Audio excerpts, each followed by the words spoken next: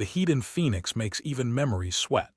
The day Jessica and I stared at two pink lines in the CVS parking lot, the air inside my beat-up Civic was a baked clay bowl. The steering wheel felt like a griddle. She held the plastic stick between two fingers like it might burn her. The AC wheezed and gave us nothing. "What do we do now?" she whispered, eyes huge, the scared already trying to look brave. I reached over and took her hand, palm damp, pulse a small rabbit. "We figure it out together." That was the first promise that mattered, and I meant it with the simple certainty of a 17-year-old who thinks the future is big, blank paper, and he has a good pen. 6 months later, we stood under strings of backyard lights in her parents' lawn, plates of Costco cake sweating on a folding table. Someone's cousin played an out-of-tune guitar. The vows felt like truth you step into. Shoes one size too big you'll grow into if you walk enough. 2 years after Emma came Noah, and the apartment with the thin walls and the thin carpet and the thinner savings felt full in a way money doesn't understand. I swung a hammer in the daytime and swallowed business terms at the community college at night.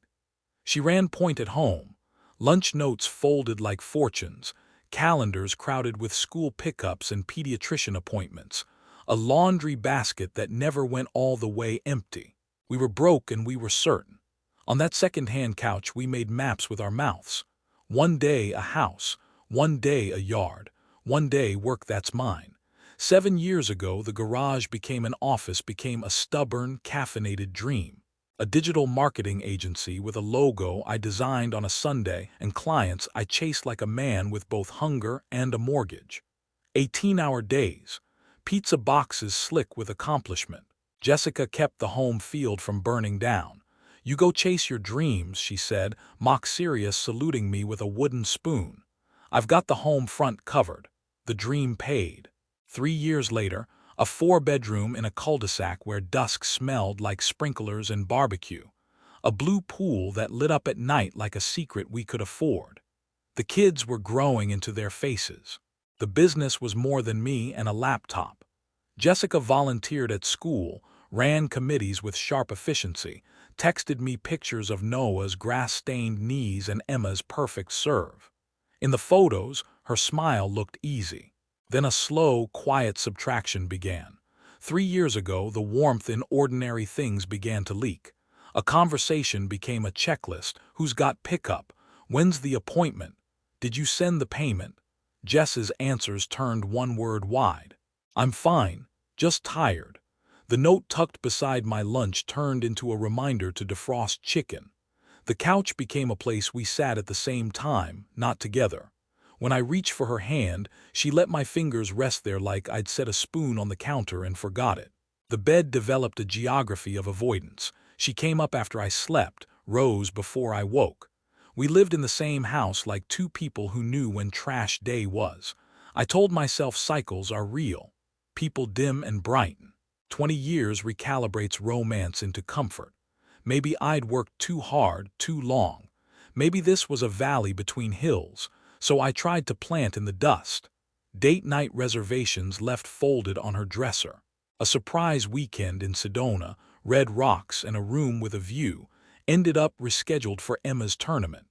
Flowers surprised her at the kitchen island like unfamiliar guests. Thoughtful gifts lined up like arguments in my favor. The wall did not come down. It got drywall, paint, tasteful art that said live, laugh, love. In a font that made me want to do none of those. 2 months ago, she sat me down with the fixed expression of someone about to cancel something. The kitchen was all clean edges and stainless steel, and the late sun making rectangles on the floor. "Marcus," she said, and my heart sank before she opened the rest. "I need to be honest about how I'm feeling. I love you, I do, but I'm not in love with you. I haven't been for a while." The sentence hit like rebar. It was rehearsed. The words fit together too neatly to be brand new. I asked what that meant and she unrolled a soft, laminated speech. Personal growth, identity, losing herself when we married young. "We're great partners," her voice brightened on that, "great co-parents, great roommates. We can still be a family just without the romantic expectations. Companions."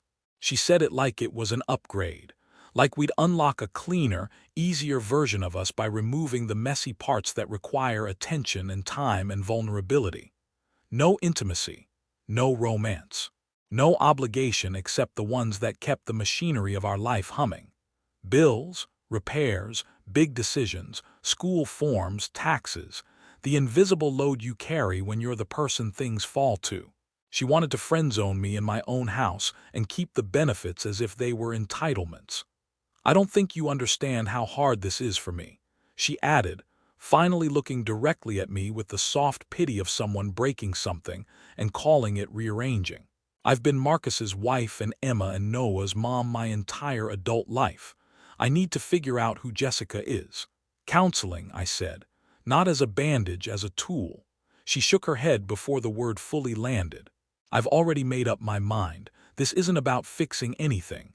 It's about accepting where we are and moving forward in a way that works for both of us. The way she said it, calm, transactional, like adjusting a service tier. I sat with the math. 20 years, 2 kids, 1 life in 2 names. Maybe reinvention was possible. Maybe companions could be a pause instead of a period. I tried. I made a rule in my head, respect the boundary. I came home and went to my office instead of finding her first. I didn't reach for her hand. I didn't ask for what she had made clear she wouldn't give. I gave space, thinking space was a room you could build and then decide what to put inside. 3 weeks into that experiment, I learned about asymmetry. She stormed into my office with an expression wounded enough to be theater. "So, you're just going to ignore me now," she said, and for a second I thought I'd misheard. I reminded her, space, platonic, companions. She sighed like I'd missed an obvious social cue. "That doesn't mean we can't be friendly, Marcus. We still live in the same house. Friendly like you wave at your neighbor who borrows your drill and returns it with the bit bent." I tried friendly. "How was your day?" I'd offer into the air. "Fine," she'd say, eyes on her phone. "New book," I'd try. She'd smile too bright and say, "I don't really have time to read." Her phone glued itself to her hand, face down on the counter, thumbs busy. A small smile ghosted her mouth I hadn't seen in months. When I walked in, she'd close the screen with the guilty click of a teenager. "Just Facebook," she'd say, and there was a new sheen in her hair, fresh highlights. New leggings in a brand big enough to have opinions. Mascara for a grocery run. I wanted to clap at the self-care. I wanted to believe this was a woman rediscovering herself who would eventually look up and find me and say, "Hey, thanks for holding the line." My gut, a mechanic groan opinionated after 2 decades of listening to engines lie, knocked on the underside of my ribs. "It's nothing," I told it. "Don't be the paranoid husband who misreads grooming as betrayal." Then the gym changed. Our family rec center, cheap treadmills, noisy basketball, the smell of chlorine and forgotten towels, was no longer enough.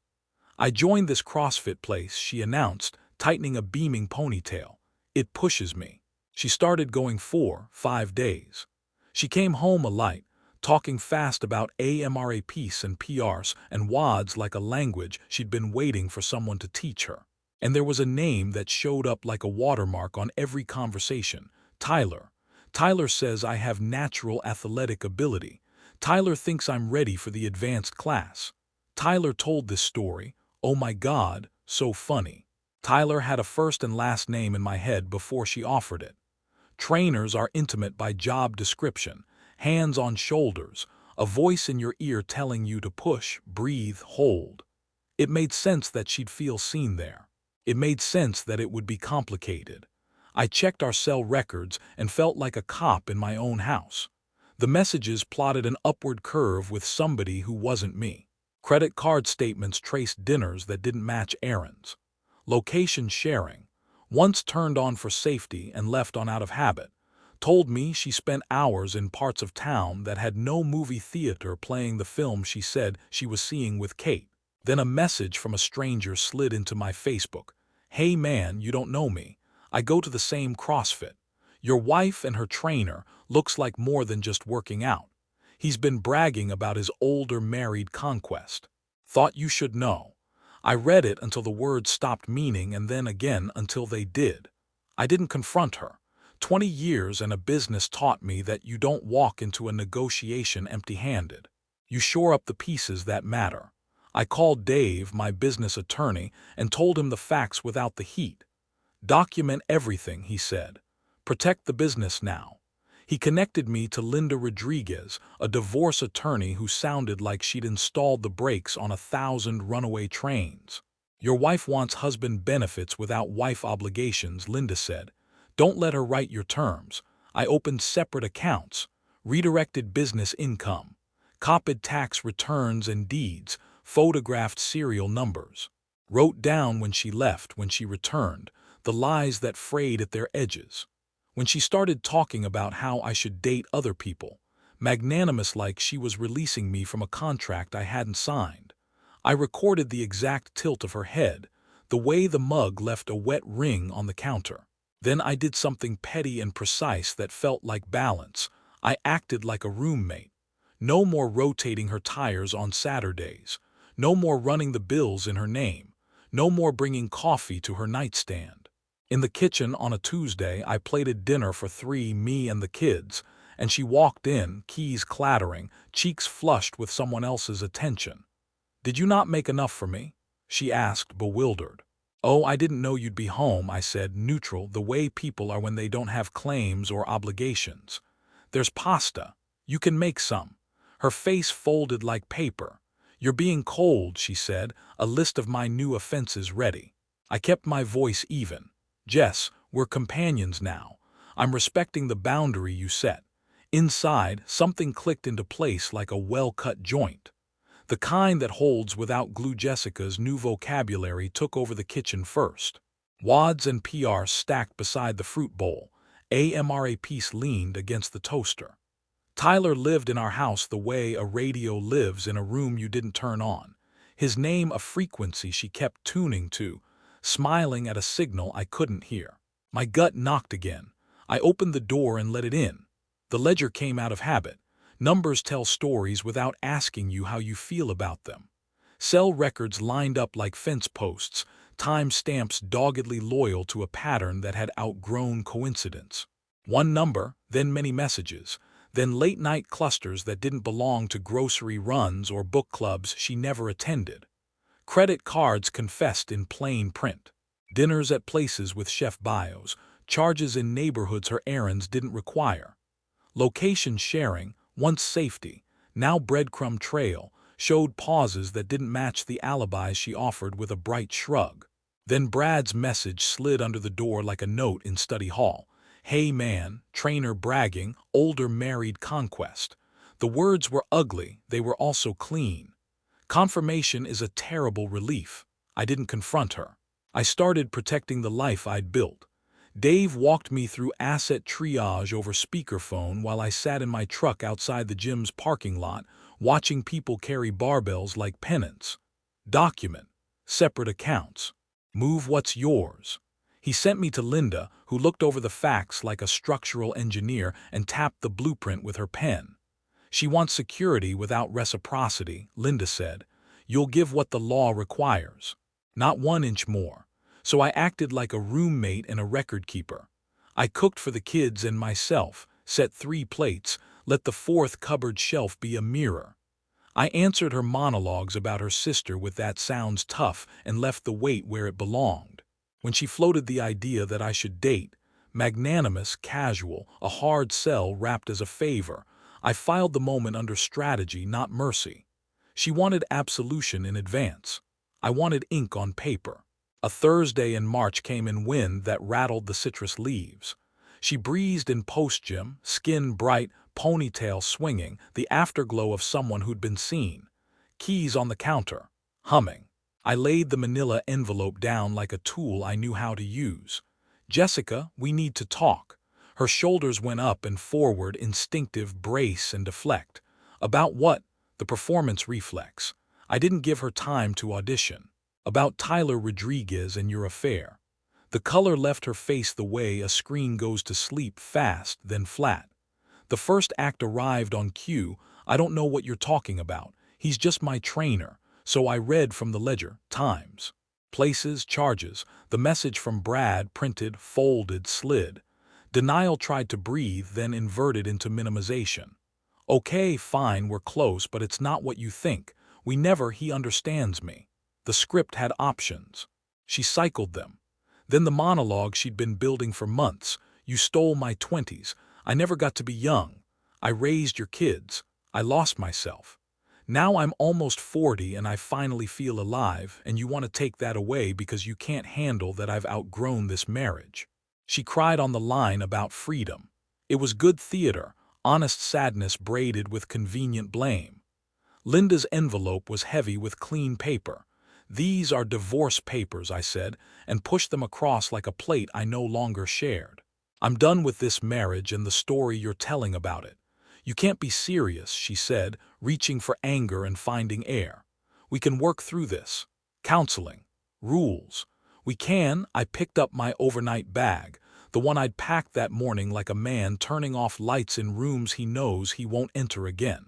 I'm staying at my apartment, I said. My lawyer will contact yours about custody and property. The words felt like untying a knot that had marked my wrist for years. The panic in her voice was a sound I'd never heard from her, fierce, childlike, naked. Marcus, please, we can fix this. I'll stop seeing him. I'll do whatever you want. The door was cool under my palm. I turned back because 20 years deserves a last deliberate look, not a slammed exit. Jessica, you made your choice when you decided Tyler mattered more than vows. Now I'm making mine. The apartment had that temporary everything smell. New carpet, fresh paint, boxes of pans that know nothing of your preferred eggs. I ate standing up beside a counter that didn't judge. I slept like men do when a load is finally off, uneven, then sudden, then deep. Linda moved the machine efficiently. Disclosure, affidavits, a custody schedule that built the kids weeks into something predictable. I kept communication with Jess inside the safe pipes of email and attorney letters. The kids asked questions that were softer than I'd feared and harder than I'd prepared for. We told them the truth in the lane they needed. Mom and Dad aren't good together right now. We both love you. The schedule is changing, but your foundation isn't. Emma stayed quiet and watched me the way she used to watch me fix a cabinet hinge, learning where and how a thing fails. Noah cried once. Then he asked if the new apartment had better Wi-Fi. Tyler dissolved on schedule. Emma heard it from a friend of a friend who had an older sister at the same gym, Gossip's postal service. He told Jessica she was too heavy, not physically. The gym had chiseled her, but the other kind. He wasn't looking for anything serious. He hadn't been looking for anything at all, only a mirror. He disappeared when the mirror started asking for reflection.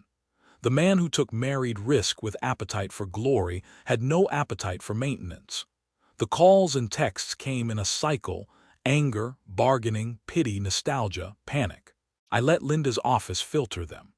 The part of me that once rushed to staunch a wound remembered that blood isn't the same as contrition. The business association held a quarterly mixer in a hotel ballroom that always smelled faintly of lemons and old carpet. I used to skip them, using family as an excuse. Now I went because inertia serves no one. I met Dr. Sarah Chin at the cheese table because the universe likes its metaphors face up sometimes. She was corporate counsel for a firm I knew by reputation. Sharp mind, rooted humor, eyes that didn't scan the room while you answered. We talked about indemnity clauses and also about why some people leave their shopping carts rolling free in parking lots. Her laugh wasn't a performance. It arrived from the chest, uncynical. We went for coffee that turned into a long walk that turned into a habit. She asked questions not to pin my story like a butterfly, but to let it move. I told her the shape of the last year without handing her a box labeled trauma for her to hold. She liked that I ran a thing I built. I liked that she ran toward hard conversations. We didn't burn. We warmed. 4 months later, a gala required suits. We took a photo because someone asked us to at the door under a banner that promised something to children. I posted it because I was no longer curating a life for optics. Jessica's reaction arrived as voicemails the length of songs. Marcus, please, I made a mistake. I see what you have, she's everything I should have been. Don't let 20 years mean nothing. Here's what 20 years meant. They taught me that love is not a sunk cost fallacy. They taught me the difference between promises and possession, between addition and extraction, between being chosen and being convenient. They taught me how to make a home and, when needed, how to leave one without lighting it on fire. I called her because some things don't belong in a transcript. She answered sobbing. Marcus. Jess, I said, and the name fit in my mouth the way an old tool fits the hand. I wish you healing. I wish you honesty. I wish you the kind of love you don't have to steal time for, but I'm done. Our lawyers will handle the rest. Silence on the line that wasn't empty, just finally clear. Okay, she said. A small sound, okay. After I drove to the mountain where Phoenix keeps its sunsets. Stone held the day's heat and let it go slow. I climbed until my breath made small clouds. At the top, the city spread in geometry and hope, grids, pools catching the last light, planes drawing white commas. I poured coffee from a thermos and it steamed in the cooling air. My phone buzzed. Sarah, win or lose at trivia, Tuesday's still my favorite. I smiled because Tuesdays had become the days I trusted, the unremarked middle that actually makes a life. I typed back, Tuesdays it is. The sky went cobalt, then everything else. I finished the coffee, bitter and good. On the way down, I passed a couple climbing late, talking about meal prep and weekend soccer.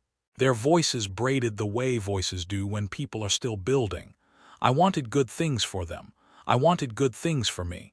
The trail bent, then straightened. The dark didn't feel like an ending. It felt like a room the light would enter because that's what it does. The house sounded different without expectation in it. Even the refrigerator hum had lost that anxious edge, the one that used to remind a man to perform small domestic miracles. Filters changed, lights replaced, feelings interpreted. I walked room to room with a contractor bag and a patient eye, deciding what stayed with the structure and what left with me. The decisions were less about objects than about stories. The couch could keep telling the old one to the walls. The photo of us at 20, wind-burned and stupid on the North Rim, came down and slid into a box marked Keep. On the dining table, the final decree waited in a stack that felt thinner than the years it represented. Linda had explained the last signatures as briskly as a nurse checking a discharge. This part is validation, she'd said, not vindication. Validation. You changed. The life changed. We're acknowledging it on paper. I initialed where yellow flags told me to, wrote my name 4 times and felt something rise and leave, not a ghost, more like heat. Jessica arrived 10 minutes late, a habit that used to make me smile. Today it looked like indecision wearing lipstick. Her lawyer spoke for her until the last page, when he turned the pen and she had to decide which line to make permanent. Her hand hovered. This is really it, she said, not to anyone, more to the space between us where we used to put problems and build bridges. It always was, I said, and the gentleness in my voice surprised me. She signed. The sound of the pen on paper was ordinary, almost rude in its smallness. After, we stood in the parking lot under a sky as clean as new paint. She searched my face for either a last door or a last wound to press. I'm sorry, she said. The words were unadorned, no qualifiers, no blame disguised as context. That mattered. Thank you for saying that, I answered. I hope you find the self you've been chasing. We didn't hug, we didn't rehearse the past. We walked to different cars that would take us to different lives and didn't look back. The moment had the shape of catharsis without spectacle. Setup met payoff, emotion released, no debris flung. It felt right-sized. The denouement, it turns out, is not one scene but a season. It's the way the air in the apartment remembered to smell like coffee and lemon oil instead of panic. It's Tuesdays finding their weight, emails answered, legs stretched on evening runs, the particular mercy of an unremarkable midweek dinner with laughter that doesn't check its volume. It's Noah's math test slid across a table with a grin. Emma's college shortlist argued over with affectionate exasperation, both of them learning that love can stay even when marriage goes. It's telling the story fewer times each week until one day no one's asking, and you realize you haven't volunteered it either. It's deleting the calendar named Home and making a new one named Hours for the kids' schedule because grammar matters when you're rebuilding. It's the first night you sleep through without the old dream where you're late to a flight you never wanted to board. Tyler stayed gone. The gym, efficient at cycles, replaced him with a woman who talked about form instead of conquest. The rumor mill board moved on to better feed. Jessica took a part-time job at a nonprofit and, if Emma's careful reports could be trusted, made a friend who made her laugh in the way I remembered from the Civic, young, surprised, unguarded. That laughter didn't stab anymore. It sounded like a life choosing better. Sarah slid into the open spaces like water finds a shape, not to flood it, but to make it livable. She didn't try to save me from any of the work, and she never asked for receipts for my healing. On a mild Sunday, we painted my living room the color of dry wheat and didn't argue about edges. That night, with drop cloths still wrinkling the floor, she leaned into my shoulder and said, "You look like a man who finally lives where he lives." The line landed like a benediction. We did small things well on purpose. I made coffee because I liked the ritual, not because it proved anything. She brought pastries and said the word flaky like it was a compliment for both the dough and the day. We chose a plant together and promised to be the kind of people who watered it before it asked. When the kids were with me, she took the late train home without complaint and texted me bad puns for Noah and scholarship links for Emma. Love felt like maintenance and mischief in equal measure. One evening, months into our new grammar, I found the old lighthouse lamp on a closet shelf where I'd put it to rest. I set it on the kitchen counter and plugged it in. The little beacon spun slow circles on the ceiling, ridiculous and earnest. The kids groaned and then smiled despite themselves. "It doesn't belong anywhere," Emma said. "It belongs because it doesn't," I said. We left it on while we ate. Light moved over our shoulders and kept going. A message came from Jessica the week before Thanksgiving. Not a plea, not a trap. A photo of Noah at a scrimmage, blurry with motion, triumphant. Under it, he asked if you saw this. I typed back, "Show him this." I sent the video from my angle, better contrast, the moment his shot arced true. 2 vantage points, same basket. Co-parenting sometimes looks like that, separate cameras, same goal, receipts only for joy. On a Saturday that started like most, laundry in, playlist low, sun finding the corner of the couch I now claimed, Trevor texted, "Hike." We took a trail that didn't punish, just asked politely for breath. On the ridge, the city lay out like it had been sorted, neighborhoods like drawers, freeways like rulers, mountains like bookends. "You good?" he asked, a brother's audit. I thought about answers that performed stability and chose the one that lived in my chest. "Yeah," I said. "Not finished. Not broken." He nodded like a man who hears true things in simple sentences.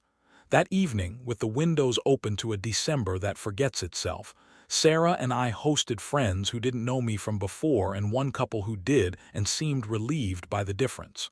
We ate too much. Someone spilled wine and apologized like they'd dented the future. We laughed it off and blotted the carpet. The lighthouse lamp made its slow rotations. When the last glass went into the sink and the apartment exhaled, I stood in the quiet that used to scare me and felt only gratitude widen. Not for the pain, never for the betrayal, but for the clarity that followed and the rooms I get to fill on purpose now. Later, in the blue hush before sleep, Sarah traced a circle on my palm with her finger, an old superstition for sweet dreams. "If you could tell your 17-year-old self one thing," she said, "back in that parking lot with the AC that didn't work, what would it be?" I pictured the boy with a too big promise and a girl with 2 pink lines and a future bigger than both of them. "Keep your word," I said, "and when someone breaks theirs, keep your dignity." She kissed my shoulder, the kind that says amen. Morning came as it does, without fanfare and with light. I made 2 mugs. The kettle sang. Outside, the city stretched. I thought of all the rooms I'd lived in, the ones we built, the ones I left, the one I was in now, and understood the through line wasn't address but agency. Some things stay, some go. The person who chooses, who learns to choose well, is the story. I carried a mug to the window and watched the sun set a corner of the building across the way on fire, then climb down. In the glass, a faint double of myself lifted his cup too, and for the first time in a long time, I didn't look past him for someone else.